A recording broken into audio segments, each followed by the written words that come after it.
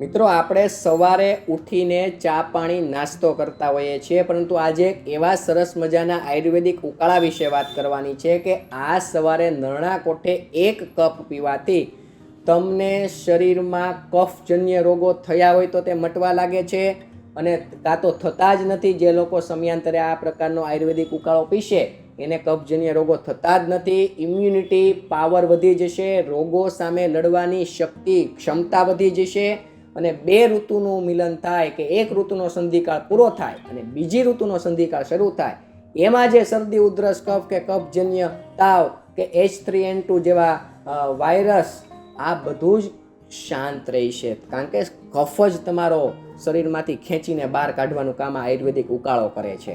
તો આ આયુર્વેદિક ઉકાળો બનાવતી પહેલાં તમારે 5 વસ્તુને ભેગી કરવાની છે. તો પ્રથમ શું છે તો કે હળદર, જે તમારા ઘરે હોય જ. સૂંઠ, જે તમારા ઘરે સરળતાથી તમને મળી જશે, રસોડાના આ દ્રવ્યો છે. તુલસીના પાન, જે આપણા ઘરના ક્યારામાં અથવા કુંડામાં આપણે રાખતા હોઈએ છીએ અથવા તો વાવતા હોઈએ છીએ. અરડુસીના પાન આજુબાજુના વિસ્તારમાં ક્યાંક તમને લોકોને મળી જશે.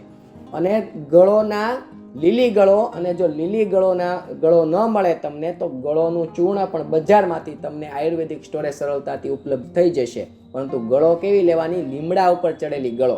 આ સર્વશ્રેષ્ઠ માનવામાં આવે છે, કારણ કે લીમડાના પણ દ્રવ્યો અમુક ઉપયોગી પરોક્ષ રીતે આપણને તે ગળોમાં મળશે. એટલે લીમડા ઉપર ચડેલી ગળોનું મહત્વ શું છે કે આમાં ગળોના ગુણધર્મો પણ મળશે અને લીમડાના ગુણધર્મો પણ મળશે.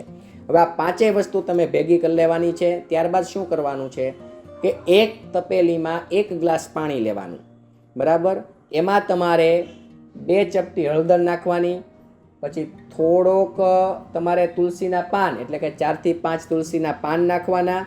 અરડુસીના 4 થી 5 પાન નાખવાના, પરંતુ નાની સાઈઝના પાન હોય તો 4 થી 5 પાન અને મોટા પાન હોય તો 1 થી 2 પાન અરડુસીના નાખવાના. ત્યારબાદ તમારે સૂંઠની વાત કરું તો જે લોકોને એસિડિટીની સમસ્યા હોય એ લોકોએ 1 જ ચપટી સૂંઠ નાખવાની, અને જે લોકોને કફનું પ્રમાણ વધારે હોય એ લોકોએ 4 ચપટી સૂંઠની નાખવાની. એટલે આપણે હળદર લીધી, સૂંઠ લીધી, અરડુસી લીધી, તુલસીના પાન લીધા, અને જો લીલો ગળો મળે તો અમને આજુબાજુમાં ક્યાંય લીમડો હોય અને લીમડાની ઉપર ગળોનો વેલો ચીડો હોય અને લીલો ગળો મળે તો લીલા ગળાનો 1 કટકો નાનો એવો છૂંદીને નાખી દેવાનો. અને લીલો ગળો નથી મળતો તો ગળોનું ચૂર્ણ બજારમાંથી મળે એને 1 થી 2 ચપટી નાખી દેવાનું. આ બધી વસ્તુને એક આખી રાત સુધી એક જે ગ્લાસમાં તમે તપેલીમાં આ જે બધું મિક્સ કર્યું છે એને રાખી મૂકવાનું છે. ત્યારબાદ સવારે શું કરવાનું છે, એને ધીમા ગેસે એને ગરમ કરવાનું છે, અને પાણી ચોથા ભાગનું ન બળી જાય ત્યાં સુધી એને ગરમ કરવાનું છે. ત્યારબાદ 1 કપ જેટલું પાણી રહે ત્યાં સુધી એને ગરમ ઉકળવા દેવાનું ધીરા તાપમાને. અને તમારે વધારે નથી ઉકળવા દેવું તો પણ ચાલશે, પરંતુ પીવાની માત્રા 1 જ કપ છે, બરાબર ધ્યાન રાખજો. આ બધું સરસ મજાનું ઉકળી જાય ત્યારબાદ એને ગાળી લેવાનું, અને જે સરસ મજાનો ઉકાળો તૈયાર થાય એ ઉકાળો પીવાથી તમારા કફના રોગો ભાગી જશે. કાયદેસર તમારું શરીર કફમાંથી મુક્ત થઈ જશે.